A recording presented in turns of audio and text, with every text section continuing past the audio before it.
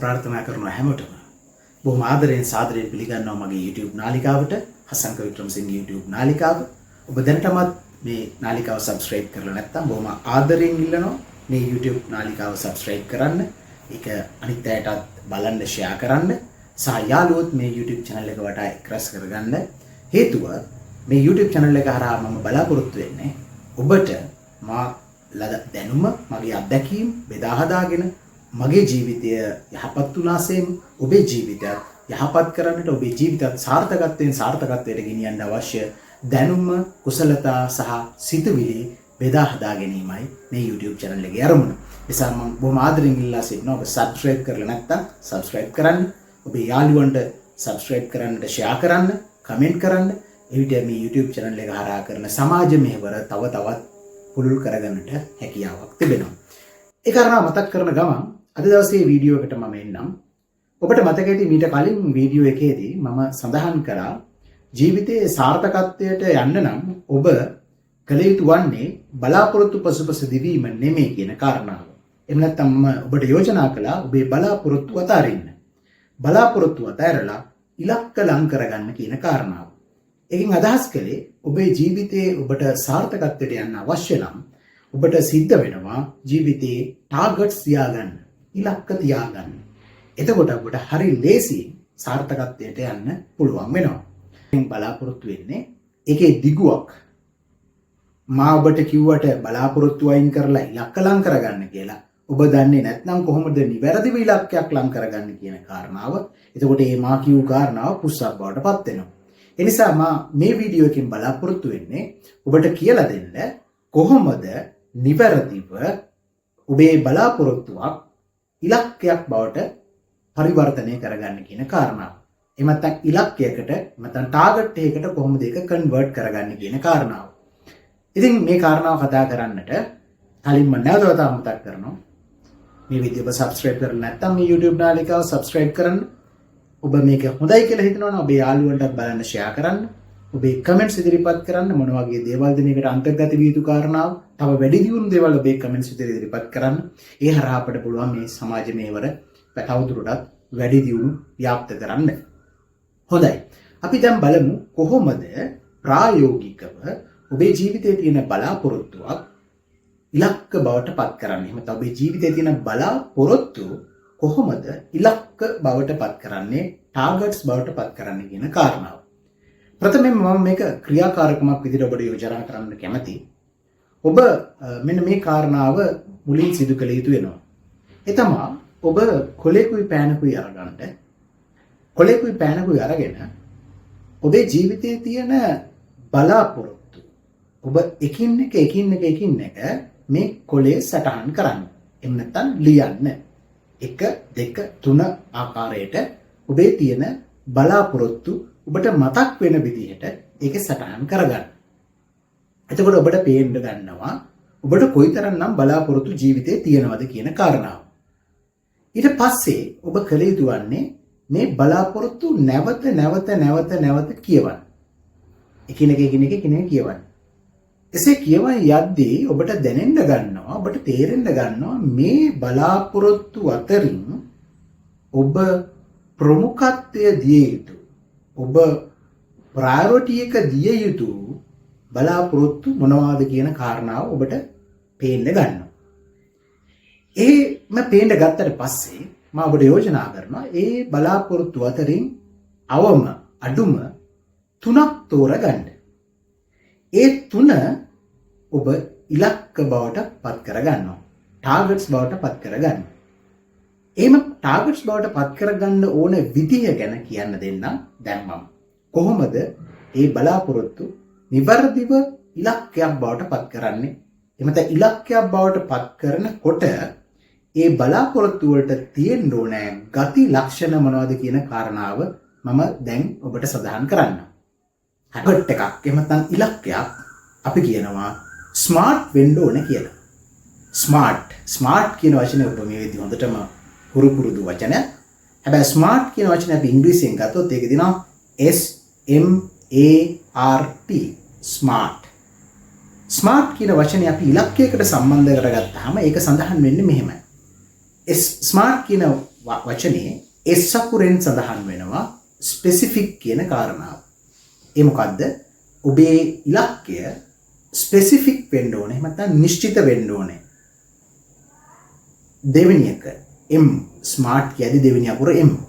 M කියන වචනේ තේරුම measurable කියන කාරණා. ඒ කියන්නේ ඔබේ ඉලක්කය measurable ඉලක්කයක් වෙන්න ඕනේ. measurable target එකක් වෙන්න ඕනේ. කියන්නේ ඔබේ ඉලක්කය ප්‍රමාණාත්මකව මැනිය හැකි ඉලක්කයක් බවට පත් විදිහට තමයි සඳහන් වෙන්නේ.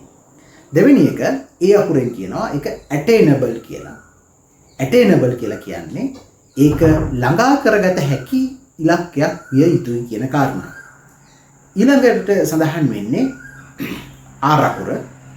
ඒකෙදි කියනවා ඒක රියලිස්ටික් වෙන්න ඕනේ කියලා. රියලිස්ටික් කියලා කියන්නේ ඒක තාත්වික එහෙම නැත්නම් යථාර්ථවාදී ඉලක්කයක් බවට පත් විය යුතුයි. අවසාන අකුර T අකුරෙන් සඳහන් කරනවා time bound කියලා. එහෙම නැත්නම් ඔබේ ඉලක්කයට යම් නිශ්චිත කාල රාමුවක් තියෙන්න ඕනේ.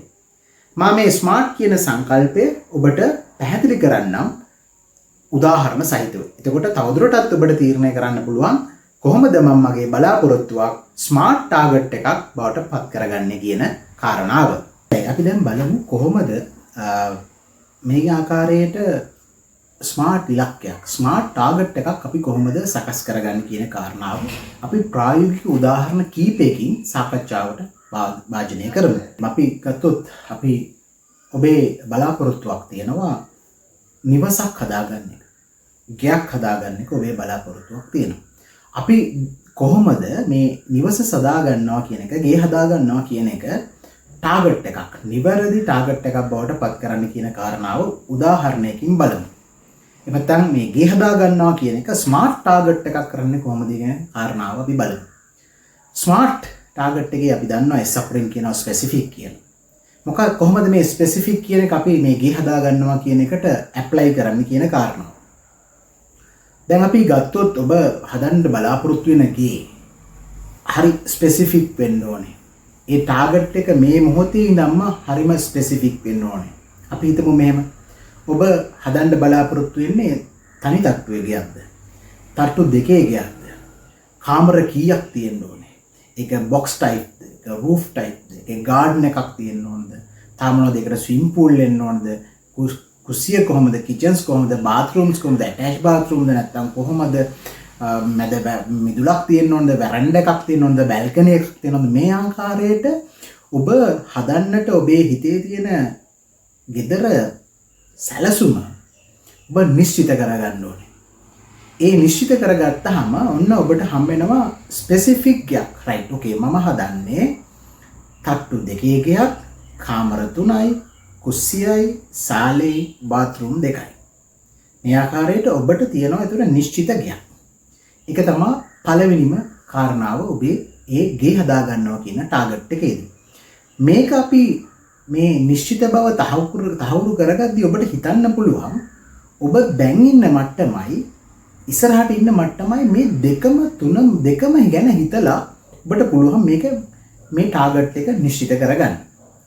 මෙම ටාගට් එක ඔබ නිශ්චිත කරගත්තාම ඔබට තියෙන වාසිය තමයි ඔබ වැඩ කරන්නේ ඒ ඔබ නිශ්චිතව හදාගත්ත සැලසුම් කරගත්ත ගේ හදාගන්න.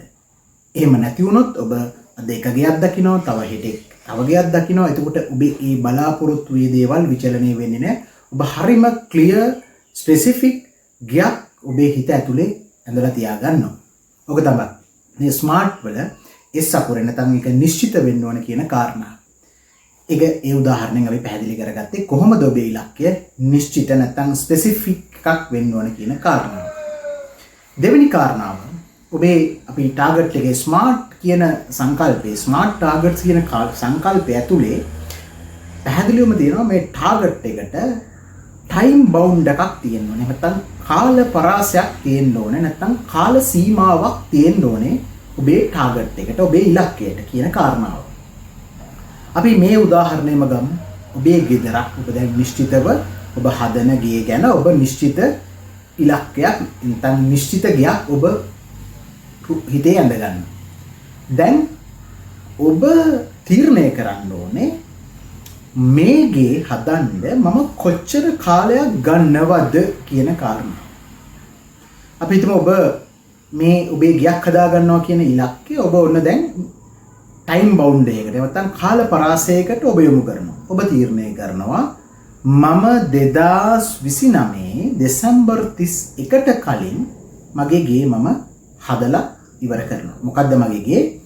තට්ටු දෙකේ කාමර 3යි සාලේ කුස්සියයි බාත්රූම් දෙකයි මේ හදාගත්ත ගේ මම 2029 දෙසැම්බර් 31ට කලින් හදලා ඉවර කරගන්නවා කියන කාරණාව.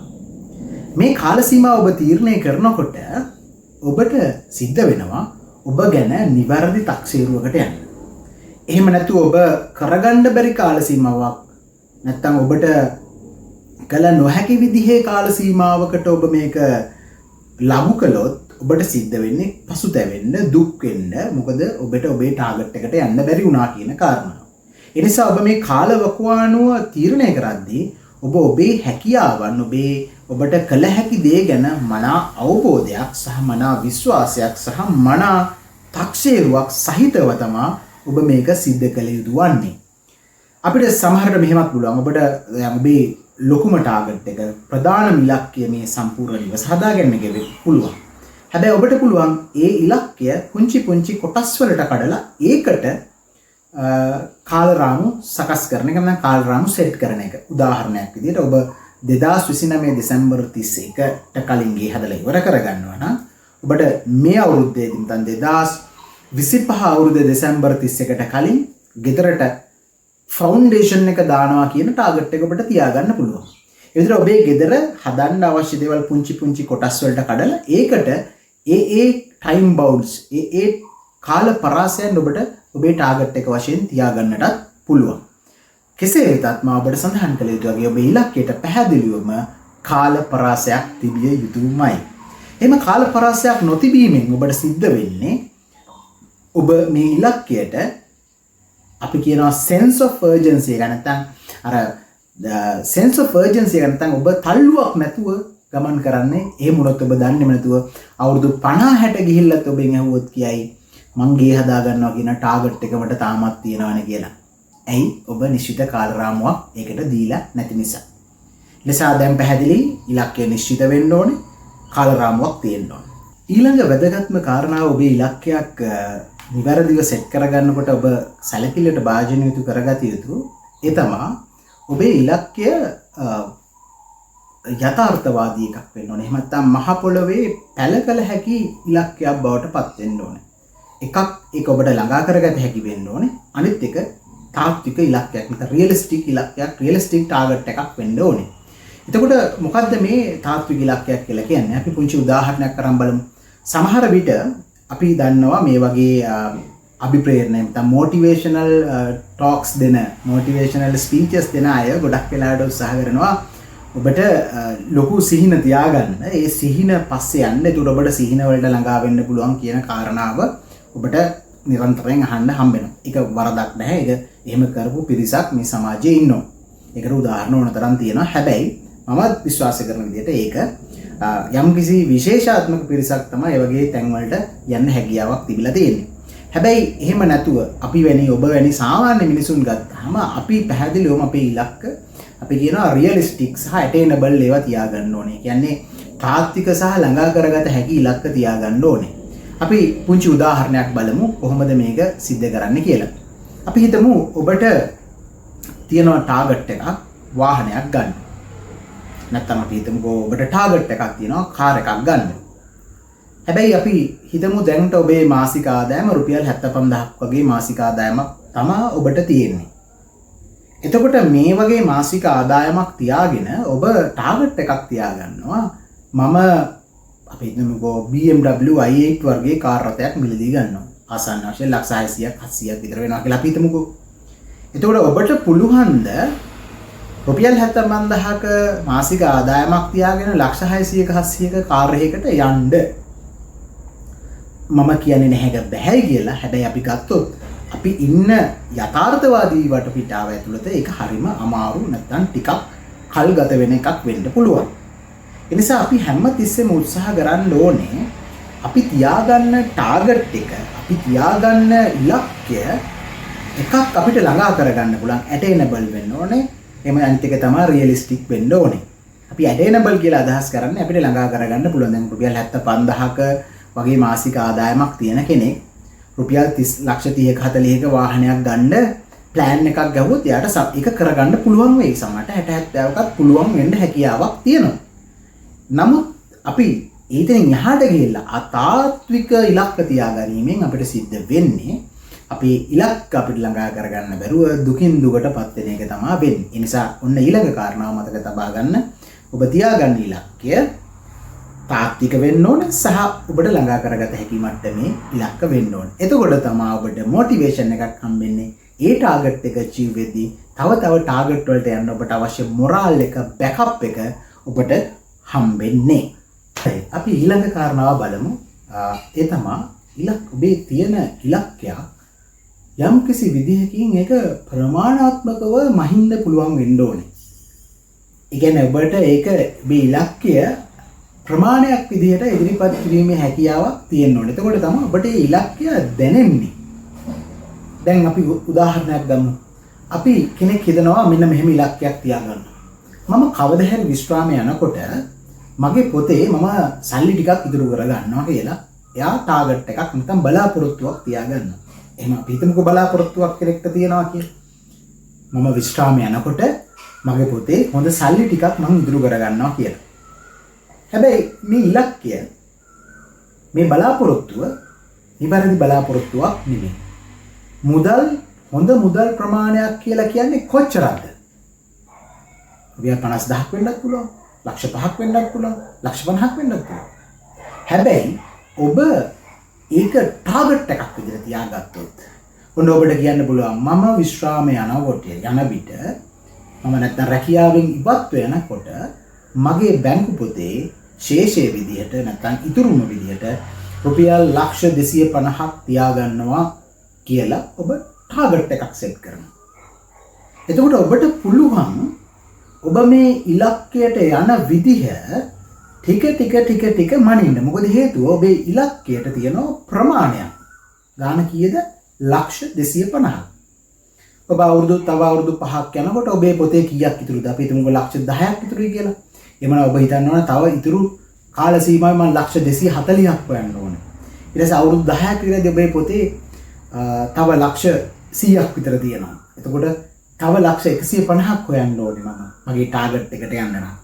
මෙන්න මේ ආකාරයට ඔබේ ටාගට් එකට යම්කිසි මනින්න පුළුවන් ප්‍රමාණාත්මක අගයක් තිබුණාම ඔබට හරි ලේසි ටාගට් එක සහ ඔබ වර්තමානයේ ඉන්න තත්ත්වය අතර හොඳ ලස්සනට ගැළපීමක් කරලා තව ඔබ කළ යුතු දේවල්, කළ හැකි දේවල් හිතලා කරන්න. මෙන්න මේක ඉතාම වැදගත් කාරණාවක්. හොඳයි. එහෙනම් මා සඳහන් කළ ආකාරයට ඔබේ ජීවිතයේ තියෙන බලාපොරොත්තු වයින් කරන්න. ඒ වෙනුවට ඔබ ටාගට් ලං කරගන්න. ඒ ලං කරගන්න ටාගට් එකක් ස්මාර්ට් ටාගට් එකක් බවට පත් කරගන්න. ස්මාර්ට් ඉලක්කයක් බවට පත් කරගන්න. Specific, measurable, attainable, realistic and time bound. ඔබේ ඉලක්කය නිශ්චිත ඉලක්කයක් වෙන්න ඕනේ. නිශ්චිත ඉලක්කයක් වෙන්න ඕනේ. ඔබේ ඉලක්කය මනින්න පුළුවන් ප්‍රමාණාත්මක ඉලක්කයක් වෙන්න ඕනේ. ප්‍රමාණයකින් කිය හැකි ඉලක්කයක් බවට පත් වෙන්න ඕනේ. ඒක තාත්වික රියලිස්ටික් ඉලක්කයක් වෙන්න ඕනේ. සහ ඒක ඔබට ළඟා කරගත හැකි මට්ටමේ ඉලක්කයක් වෙන්න ඕනේ. සහ අවසාන වශයෙන් වැදගත්ම දේ ඔබේ ඉලක්කයට කාල රාමුවක් තිබිය යුතුමයි. එතකොට තමයි ඔබ ඉලක්කයට දක්ක වෙන හැරි ඔබව එකගෙන යන්නේ.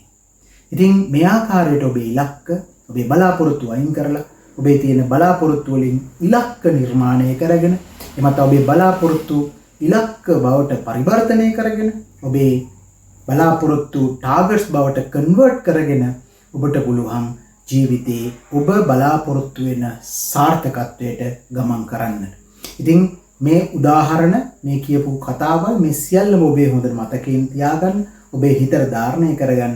ඔබට පුළුවන්කමක් ලැබෙනවා. එතකොට ඔබේ ජීවිතේ පැහැදිලිවම ටාගට්ස් වලට යන්න. ටාගට් ගහපු කෙනෙක් ටාගට් වලට ගිය කෙනෙක් කියන ආඩම්බරයෙන් ඔබට කතා කරන්නට අවස්ථාව හම්බ වෙනවා. බොහොම ස්තුතියි.